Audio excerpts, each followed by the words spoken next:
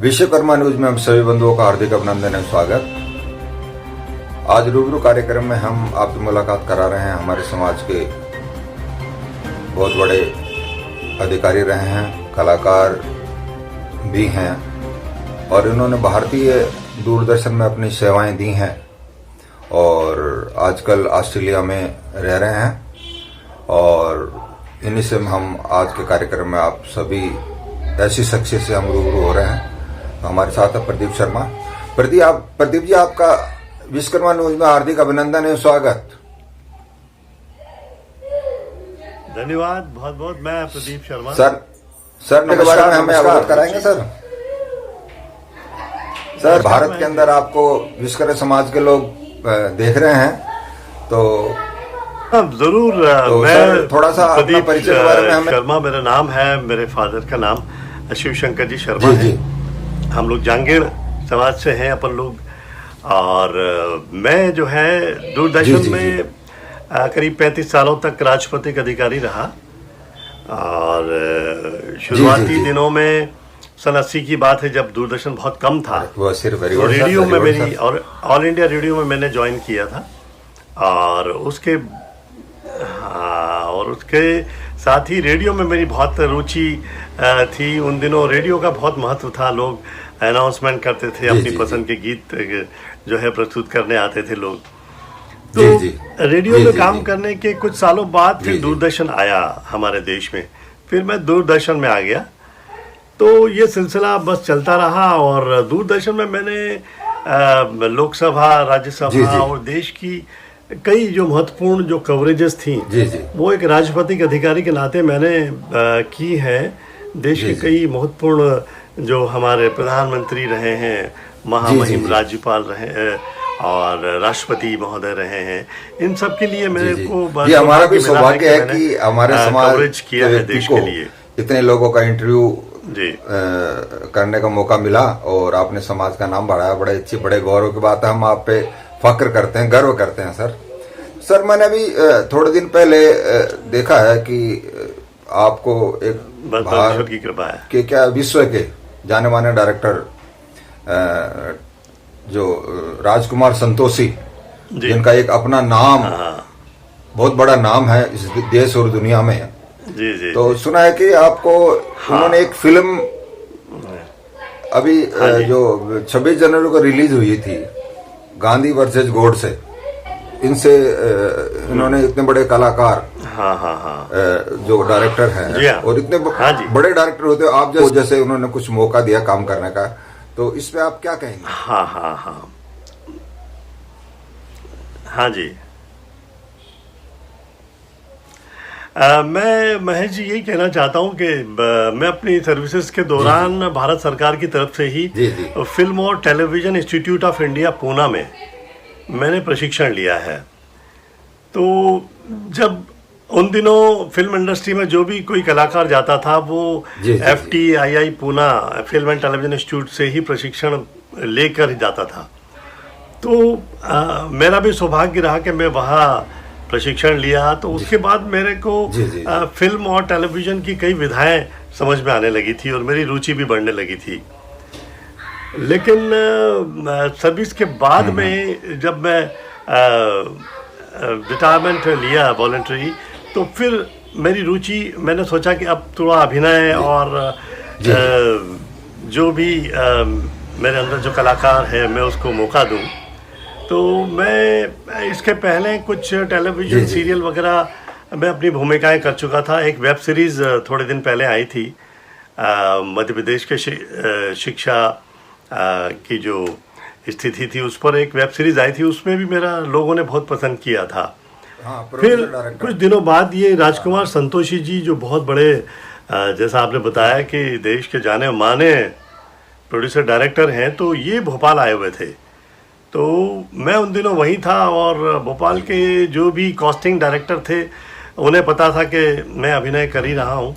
तो उन्होंने मेरा नाम जब सुझाया राजकुमार संतोषी जी को, तो राजकुमार संतोषी जी को मेरा अभिनय पसंद आया और उन्होंने जो है बिल्कुल एकदम हाँ कर ली कि ठीक है, आपको मैं एक इसमें सीन आपके लिए विशेष तो तौर सर- से रखता हूँ। सर, और वो सीन आपको हमारे करना दर्शकों होगा। को आप बताने उन्होंने का मुझे प्रयास बड़ा करें कि बकायदा वो कौन डायरेक्ट सी भी किया भूमिका उसके थी, लिए। वो कौन सा सीन था जिसका आपका महत्वपूर्ण रोल रहा, वो थोड़ा उसके बारे में अपने शब्दों से लोगों हमारे दर्शकों को अवगत कराएं। हाँ वो कौन सा सीन था? जी, हाँ। जी जैसे कि वो जो फिल्म अभी बना रहे हैं गांधी और गोडसे, ये बड़ी फिल्म चर्चा में है हमारे देश में। तो राजकुमार संतोषी जी ने बड़े ही वो अपने बेबाकपन के लिए जाने जाते हैं, क्योंकि उन्होंने अमिताभ बच्चन साहब को भी, अजय देवगन और अक्षय कुमार, ऐश्वर्या राय और बड़े बड़े जो हैं, सनी देओल को उन्होंने डायरेक्ट किया है घातक फिल्म के लिए। तो ऐसे बड़े बड़े जो कलाकार हैं इंडस्ट्री के, फिल्म इंडस्ट्री के, उनको जो है डायरेक्ट उन्होंने किया है। तो उनका एक नज़रिया बहुत ही प्रिसाइज है और बहुत ही प्रोफेशनल डायरेक्टर है वो। तो जब उन्होंने मुझसे बात की तो बोले, प्रदीप मैं तुम्हें एक ऐसे व्यक्ति की भूमिका देता हूँ जो कि, क्योंकि जब देश आज़ाद हो रहा था तो कई जो बुद्धिजीवी लोग थे वो आपस में चर्चा कर रहे थे कि गांधी जी क्या कर रहे हैं, हमारे देश की क्या हालात हैं और देश किस तरफ जा रहा है। बड़ा तनावपूर्ण माहौल था और बहुत ही स्थिति बड़ी नाजुक थी देश की। आप समझ सकते हैं 1947 की बात है ये, उसके भी पहले की।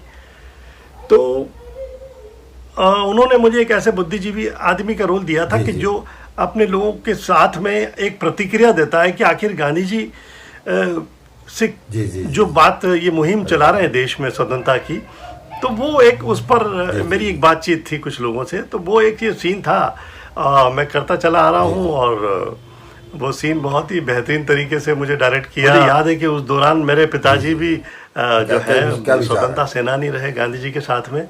हरिभाऊ उपाध्याय जो हैं उस अजमेर स्टेट के मुख्यमंत्री थे, तो राजस्थान में। तो मेरे पिताजी और मेरी माताजी दोनों स्वतंत्रता संग्राम सेनानी रहे। उनके आश्रम में रह के गांधी जी के जितने कार्यक्रम थे देश के लिए जो चल रहे थे उसमें उन्होंने बढ़ चढ़ के भाग लिया। तो ये मेरा सौभाग्य था कि ये फिल्म भी मुझे गांधी जी की मिली। मैं महेश जी यही कहूँगा कि देखिए, जांगीर ब्राह्मण समाज की जो है अभी पहचान और होना बाकी है, ऐसा मैं समझता हूँ। क्योंकि देश के आज इतने 70 साल के बाद भी वहाँ हम नहीं हैं। और जिस लेवल पे हमें होना चाहिए, चाहे राजनीतिक क्षेत्र हो या कह लीजिए प्रशासनिक क्षेत्र हो,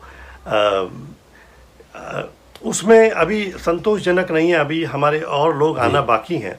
हालांकि ये बहुत अच्छी बात है कि उद्यमी जो हैं हमारे समाज में लोग बहुत ज़्यादा हैं, तो उन्होंने बहुत अच्छे तरीके से उद्योग जो हैं अपने चलाए हैं और बहुत ही सक्षम लोग हैं, ऐसी बात नहीं है, बहुत अच्छे लोग भी हैं।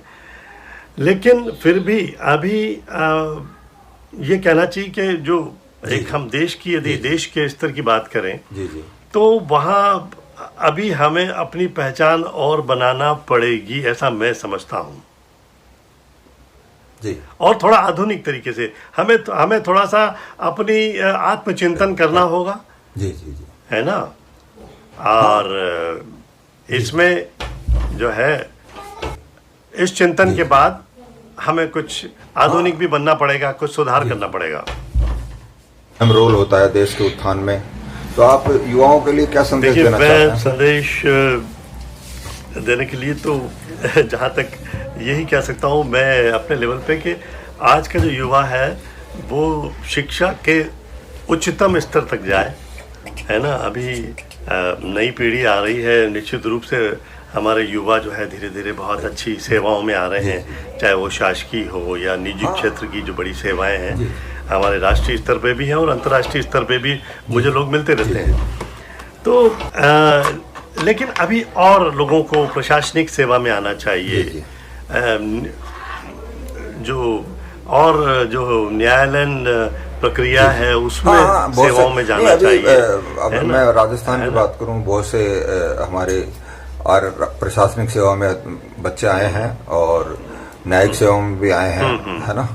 और आरपीएस पुलिस सेवा में भी बहुत से बच्चे आए। निश्चित रूप से और हाँ जी। इसमें जो है ना बड़ा अच्छा वो है, लेकिन इसकी निरंतरता बनाए रखनी चाहिए हमें उन लोगों को। आपके बच्चे भी थोड़ा परिवार के बारे में हमें भी अवगत हाँ कराएं जी, सर। मेरे 2 बच्चे हैं। एक जो है बड़े हैं जी। वो यहाँ पे हैं ऑस्ट्रेलिया में, करीब 12-14 साल से वो यहीं पे हैं, और वो जी, यहीं के आजकल यहीं काम कर रहे हैं, तो मैं उनसे मिलने आता रहता हूँ। एक मेरे छोटे जो जी, पुत्र हैं वो इंग्लैंड में हैं,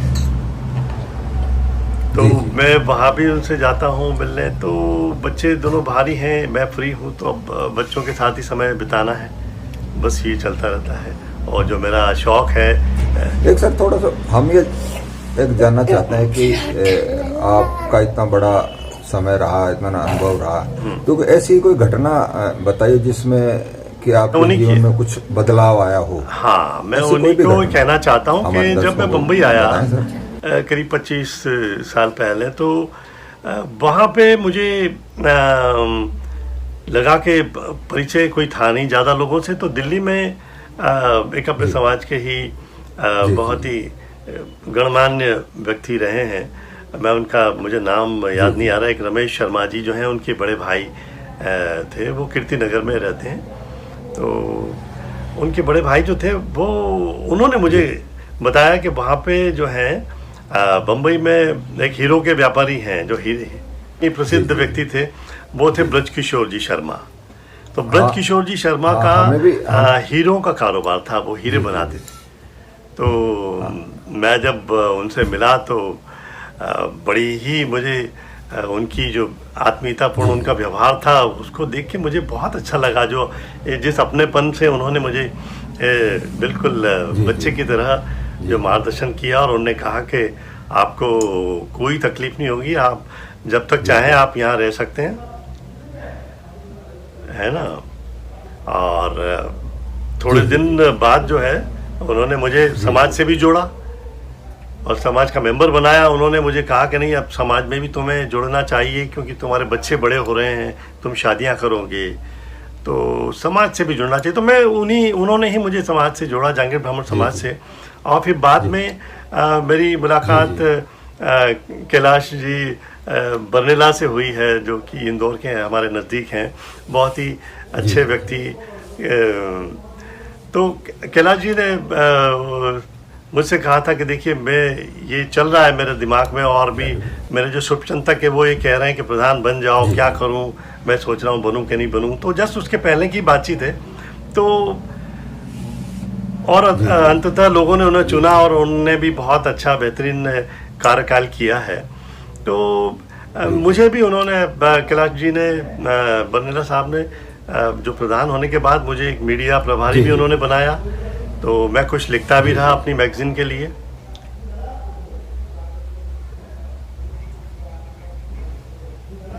तो सर हाँ, तो हमें तो कहीं पहले कहीं दिखाई नहीं दिया। हमें तो आज हाँ जी, हाँ। कुछ दिन पहले आपसे मुलाकात हुई थी, तो बड़ा अच्छा लगा कि आप तो बहुत पुराने कार्यकर्ताओं में शुमार हैं।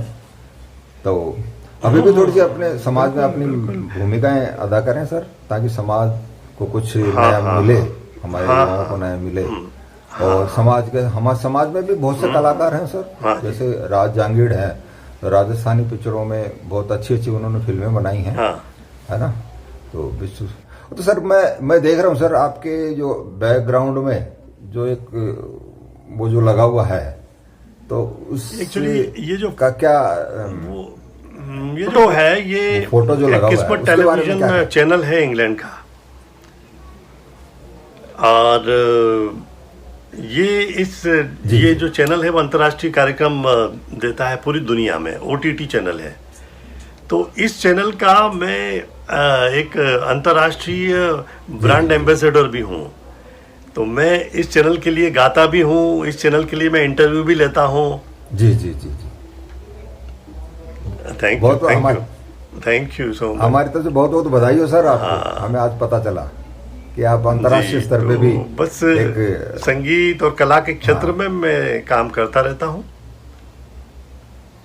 फेसबुक पे भी मेरे पेज हैं, तो मैं फेसबुक से भी लाइव जो है संगीत के जी जो राष्ट्रपति महोदय हैं उनके बारे में भी मैंने सुना था कि वो भी हमारे ही समाज से हैं। मैं थोड़ा सा हिचकिचाते हैं लेकिन हाँ, साइम पित्रोदा साहब ने बिल्कुल कहा कहा मैं एक बढ़ई का बेटा हूँ, एक बहुत ही और बड़ी टेक्नोलॉजिकल अच्छी बात एडवाइजर रहे उन्होंने भारत चला सरकार कर कहा मैं एक बढ़ई का बेटा हूँ राजीव गांधी जी है के ना? साथ में, तो तो उन्होंने तो उसमें एक उनका वो इंटरव्यू भी बड़ी हमें भी गर्व गुजरात होता है के और अभी हमारे अमेरिका में है समाज वो। भी ऐसे लोग हैं, तो ये चीजें बड़ी अच्छी लगी। तो आप लोग आपकी उनसे भी मुलाकात कभी हुई है सर ने? हाँ, मैं छोटी सी मुलाकात उनसे हुई थी दिल्ली में, जब मैं पार्लियामेंट में था, तो उस समय उनसे भी मिलने का मौका लगा था। जी जी। तो देखिए कई सर ने अपनी शख्सियतें बात हमारे समाज से थोड़ा उभरी सा हैं। गुनगुनाने वाली बात थी सर। हाँ, निश्चित रूप से। तो मैं जगजीत सिंह साहब से जो संगीत सीखा, उन्हीं की एक जो बेहतरीन प्रेजेंटेशन है, जी वो मैं आपको सुनाना चाहता हूँ, जो उन्होंने गाई है अपने अंदाज में, क्योंकि संगीत भी उन्हीं का होता था। ये एक मुकेश जी का गीत है जो उन्होंने अपने स्टाइल में गाया है, अपने थोड़ा सा मेलोडी में, अपने कंपोजिशन, क्योंकि वो पूरी दुनिया में घूमते थे, तो वो संगीत को एक अलग मापदंड देते थे। वो मापदंड होते हैं, हाँ हाँ हाँ। तो कंपोजिशन उनकी बहुत ही बेहतरीन थी। तो वो एक गीत है, कहीं दूर जब दिन ढल जाए, सांझ की दुल्हन बदन चुराए, चुप कैसे आए। वाह वाह वाह, बहुत सुंदर, बहुत बहुत सुंदर। आपकी भी आवाज तो बड़ी अच्छी है। बस गाते रहते हैं। संगीत का जो है जादू ऐसा है कि सबको आकर्षित करता है, सबको अच्छा लगता है। जी जी जी जी जी, बड़ी अच्छी बात है सर। चलिए, बहुत अच्छा लगा आपसे बात करके महेश जंगिट जी। और सर मैं सर आपका बहुत बहुत धन्यवाद। आपने जितने भी आपके श्रोता हैं इस न्यूज से, हजार जो देश विदेश में जो लोग सुन रहे हैं इस कार्यक्रम को, मैं उन्हें प्रणाम करता हूं कि जागृत होइए और समाज को एक आधुनिक नजरिए से देखिए, और पूरे विश्व में एक अपनी जो पहचान है, जिस तरह से विश्वकर्मा जी ने जो है, जिनका नाम है, उनको तो लोग भगवान के रूप में मानते हैं, और उनकी चाहे आप देख लें द्वारकाधीश की जो है महल है, मंदिर है, या कई ऐसे पौराणिक कथाओं में उनके द्वारा किए गए शिल्प कार्यों का हम वर्णन मतलब मालूम कर सकते हैं। तो जो हमारा समाज है और जागृत हो और अपनी पहचान बनाए बेहतर तरीके से, आधुनिक तरीके से, शिक्षा के साथ। बस मैं यही सबका साथ चाहूँगा, सबसे निवेदन करना चाहूँगा। धन्यवाद आपका सर, बहुत बहुत धन्यवाद। आपने सर हमारे दर्शकों को, हम आगे भी हम इनसे बात करते रहेंगे। तो इसी के साथ आज के कार्यक्रम को हम यहीं विराम देते हैं। धन्यवाद। जय विश्वकर्मा।